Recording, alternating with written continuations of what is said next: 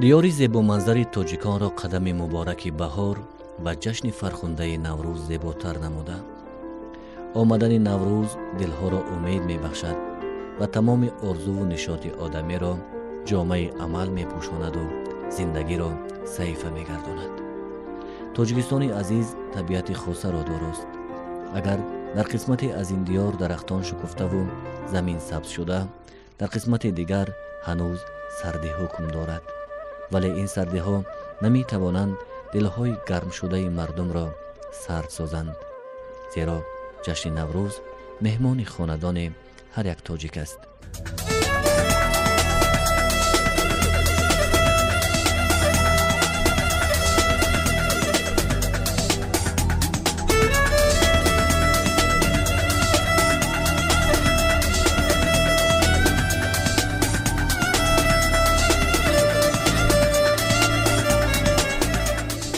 بهر انعکاس جشن نوروز به ناحیه رشت آمدیم.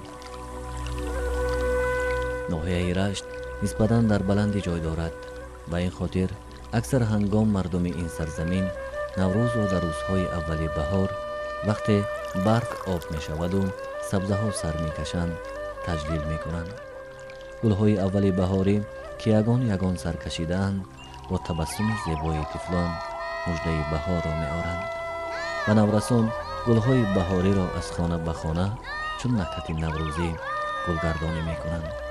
اینجا آغاز می شود روز نوروز. تو فصل بهار خاله جان هدیه نوروزی بیا. بیایم شما دا نوروز مبارک. نوروز شما دا مبارک شود. حاضی به هدیه‌تون بیارم. رحمت کلام. رحمت انا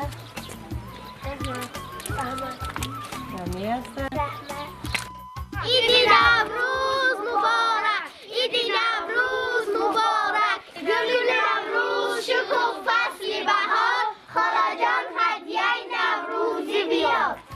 السلام علیکم. عیدتون مبارک دختر جانا و همه تو. ایدی نوروز مبارک بچه جانا. ایدی نوروز خدا همه تو انت رنگ ما کلان کنه چکان کنه. بیا به همه شو توفه نوروزی بتیم بیای بگیری بچه جون. رحمتی کلان خدا شما را به سین سالی ما برسونه و رحمت.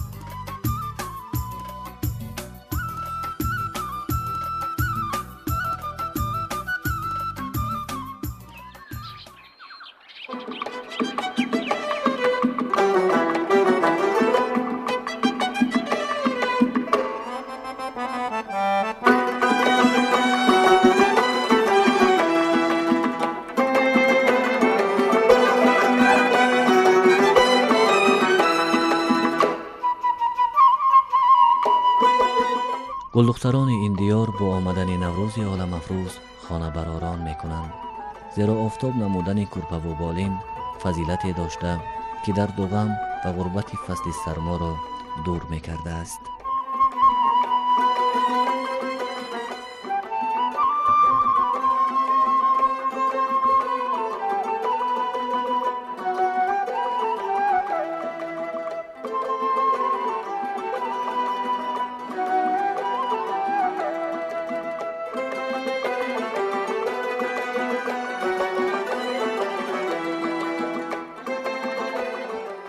پس از آن دختران کرپه های آفتاب شده را تخت می زنند و این امید در سال نو است که هر یک صاحب تخت بخت گشته باشند.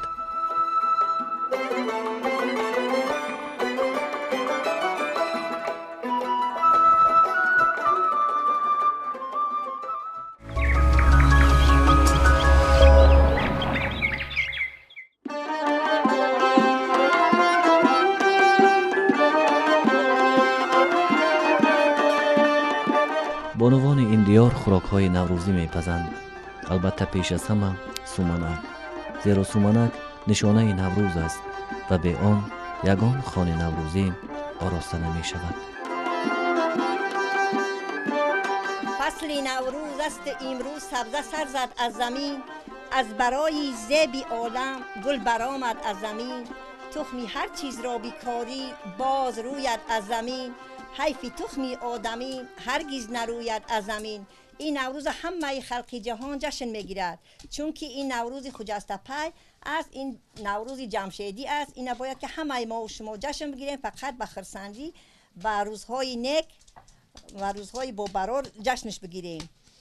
خب ما الکی تیاری برای خوراک ملی تاجیکیه که در ما هسته سمنک هسته. انا خیلی که با ما و شما معلوم است نگاه میکنه این اپای گل جهان هازید تیاری با سبزه دیده ساده است که خیلی سبزه را ما باید که وکنیم. ما اول گندم رو چینده تازه میشویم، دانه دانه کرده در یک ظرف سیردار تر میکنیم و رو 3 شبانه روز در آب میمونیم و الکی با مغچه کنی سر میزند.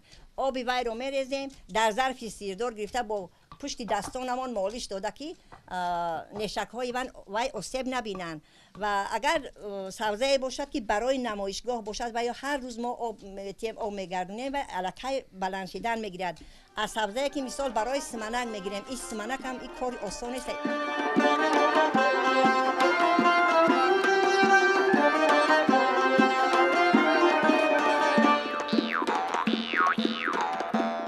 سمنک رمزی معین کردن گردش سال است در مردم. در دهقان از روی دمیدن سبزه سمنک مردم ما معین میکنند که سال خوب می آید و یا اینکه سال سیر حاصل می آید، کم حاصل می آید، کم آب می آید یا سیراب می آید. اگر سبزه سمنک خوب شود مردم به خلاصه می آیند که این سال سالی سبک است، سالی خوب می آید. اگر سبزه سمنک دیر دمد مردم گمان میکنند که الکی خلاصه میکنند و مهنت زیادتر میکنند تا که حاصلاشون خوبتر شود. دمیدن سبزه سمنک در همه خانه‌دان، قریب در همه خانه های مردم ده سمنک این یک خوراک معمولی است و همه میگذارند این سبزه رو. همه در خانهشون هر بهار یک بار سمنک میپزند.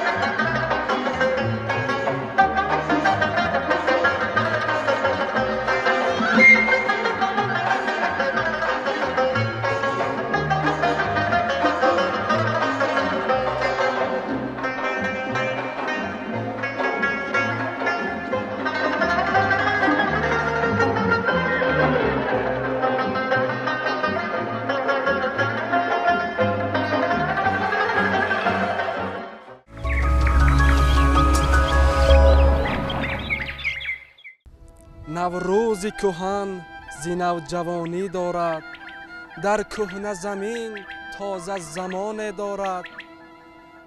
هر بار ز آمدش زمین گیرد حسن، زینجاست که عمر جاودانی دارد. ای جمال بحر و بر شاد آمده، ای بهار سبزاتر شاد آمده، از قدم های دلم گل می کند، ای عروس رهگذر شاد آمده. به آغوش پر از عطر بهاران، به چشمانی منیر نازنینان، بیا ای محزن روزی محبت، بیا ای عید گل ای عید دهقان. در بهاری رشت من سیری گلستانش خوش است، بعد باران خوردنی چکری و تارانش خوش است. میوزد باد صبا هر روز بر کوه دره، در که و دشت و دمن سیری گلستانش خوش است. نوروز شد و عصر نو و سال نو آمد، بر کشور تاجیک زینو اقبال نو آمد. پوشیده وطن پیراهنی تازه طبیعت، با سال نو و حال نو و اقبال نو آمد.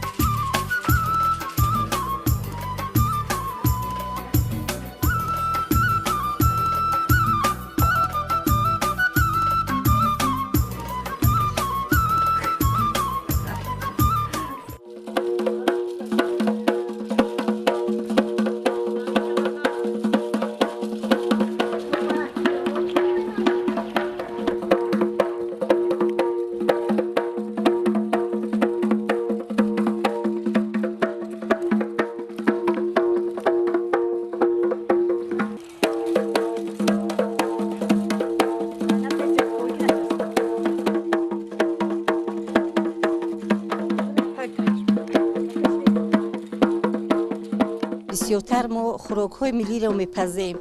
حاضر ما آشی بریده پخته سودیم، با خوراک های ملی سمنک، کشک میپزیم، با کدو بشیر میپزیم. همه خوراک های ملی را در همه عید نوروزی پخته در روی دسترخوان میگذاریم تا که فرزندای ما، کلنای ما، دخترای ما این خوراک های ملی استفاده برده به آنها آموزیم، یاد بگیرن همین خوراک های ملی را.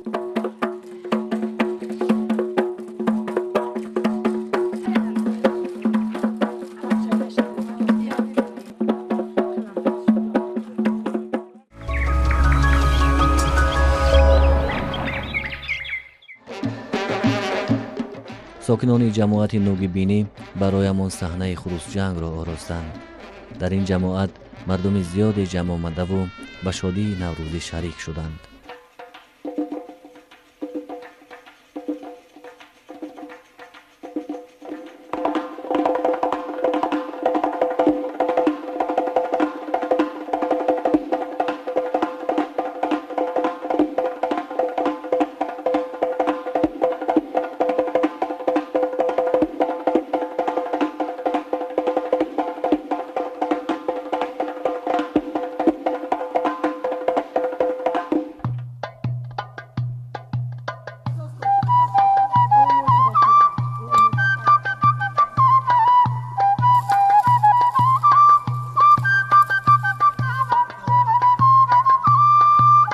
اینجا باشد خوراک با نام کشک سبز میپزند.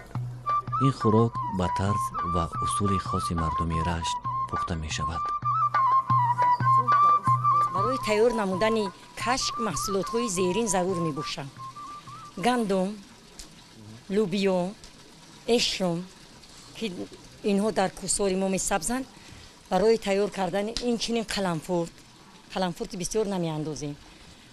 ما گندم را کوفته آماده می سازیم. زنهای محلی ما در هنگام عید نوروز فصل بهاران وقتی که سر می شود با پختن کشک شروع می نمایند. اول در تگ دیگ نمک رو انداخته بعد از بالای وی ما کمی آب میاندازیم. بعد آب را انداختن گندم و لوبیا و همه محصولاتش را شسته و داخل دیگی کلان میاندازیم. از سر بیگاه سر کرده تا سحر کشک رو میجوشونیم. برای آنکه تگی دیگ نسوزد و خوراک با مزه بیاید، زنهای همین وادی قراتگین این کشک رو کوفته سرود خوانده تیار می نموید.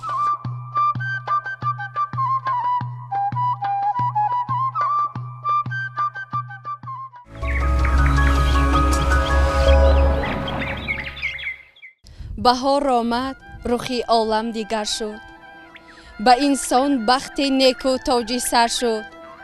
زینازی دختران شوخ تاجیک گلی خودروی زمین را لاله تر شد. زیبوی گل چمن گشته معطر، به اهل تاجیکان نوروز سر شد. بهار من بهار زندگانی، بیارم بهر مردم شادمانی. طبیعت را من از نو زنده سازم، چمنها را ببخشم گلفشانی. نو بهار آمد به گیتی رنگی دیگر می دهد، عاشقان را شربت عشق مستی بر سر می دهد. سبزه ها روییده و گل ها شکفته هر طرف، نکهت گل بلبلان را هوش در سر می دهد. بیا نوروز تو جشن پروردینی، در اوج سمای قلب ما پروینی. پرورده سنت نیاگان هستیم، نوروز وطن نکوترین آیینی. بیا نوروز ای آغاز تولید، گل از باغ وحدت ساز اهدا. بی افروزان چراغ صلح و وحدت درون منزل تاریک دلها.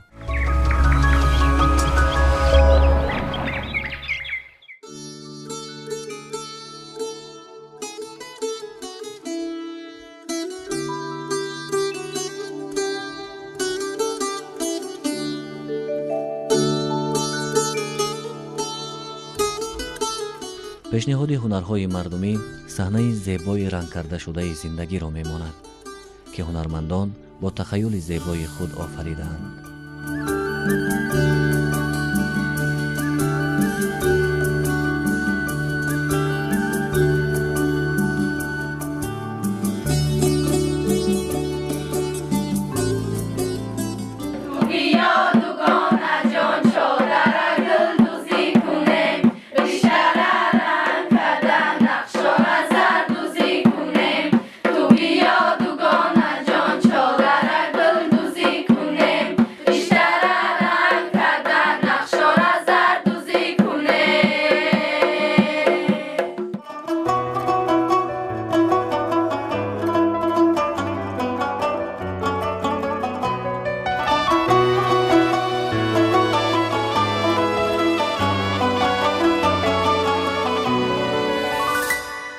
тутиниссо наимова тоқидӯз аст.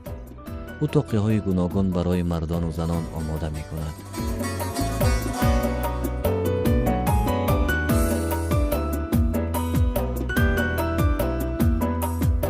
дар ҳамин ноҳияи рашти мо умуман як намуд тоқидӯзӣ аст, ки нами тоқии вай мо ки дар ҷашни наврӯзӣ медозанд дар фасли баҳор, нами тоқи гандузӣ мисол ҳар як қадами ҳамин ранги ҳами хози худша дора. мисол ҳар як қадам гули ҳами мисол мо тора дорем, инаи тора бо гирда мегем, инаи боз як тоқи мегем. як тоқи сета вай дора, се шакл дора. аз тоқиҳои дигар минтақа фарқ мекунад, ки ин тоқи мо зиякаш фарқ дора. ҳами зияки тоқиш дигар минтақаҳо бориктарана ваян. мо ин тоқиҳои дигар минтақа ду вай доранд, ду шакли ҳамин чӣ доранд. ай мо се шакли ҳамин тарзи духтани ҳамин тоқира доранд.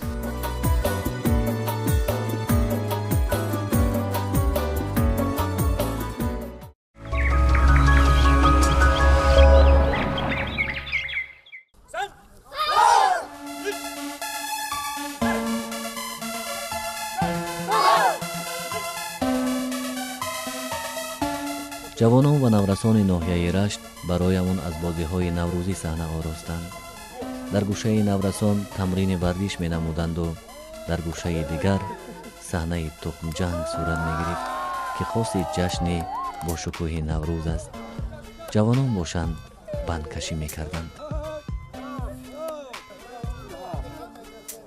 موسفیدان دیار از گوشتنگری نورسان زخم برده به میدان می‌آیند. نوروزی به معنای روزی نو، کشت کاری بهاری، کاری دهقان. همه خیلی جشن میگرفتن. این جشن اولادی از زمانهای قدیم آمدگی جشن ما همه خیلی میگرفتیم که پیشتر جفتی برزگاه بود، کشت کار بود. همه خیلی نوروز پیشواز میگرفتن به معنای روزی نو، کشت کاری دهقان. صبح وطن مژده نوروز مبارک، نوروز مبارک. بادروی یکی از سنت‌های نوروزی است که در گوشه و کنار تاجیکستان صورت می‌گیرد.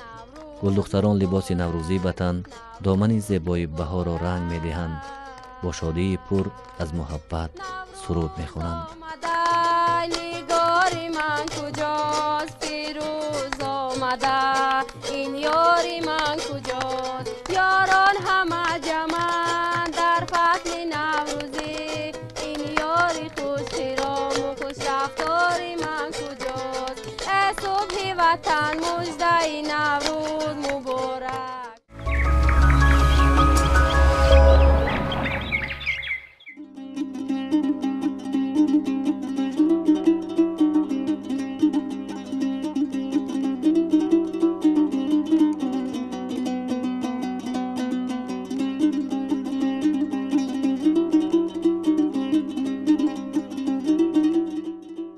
در این روز سعید اوستا ایشان جان ملیکوف نیز از دیگران قفا نمانده محصول خدمت خویش را به مهمانان پیشنهاد می‌کند. اینجا تمام اسباب‌های روزگار از چوب ساخته شده‌اند و اوستا ایشان جان توانسته است اسلوب خاصه خود را در کارش معرفی سازد.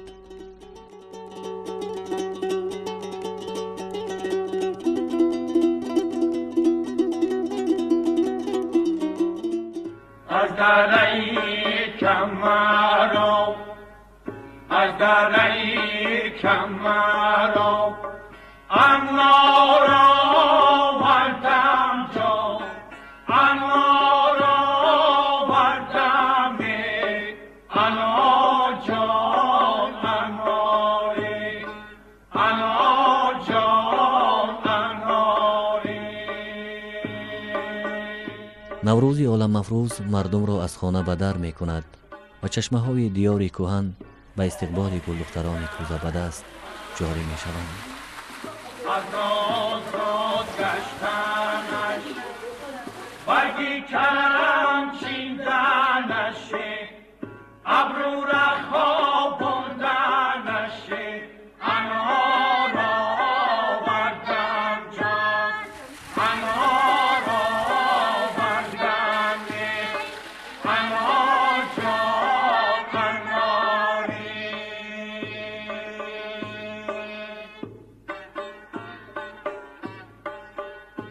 همین گونه رنگ دارد نوروز در دامن دیار رشتان زمین و بخت و اقبال، صلح و وحدت این مکان زیبا را همه ساله زیباتر می سازد و مردم با شکرگزاری از فضای تنجه و آبادی از نوروز تا نوروز دیگر زندگی می کنند.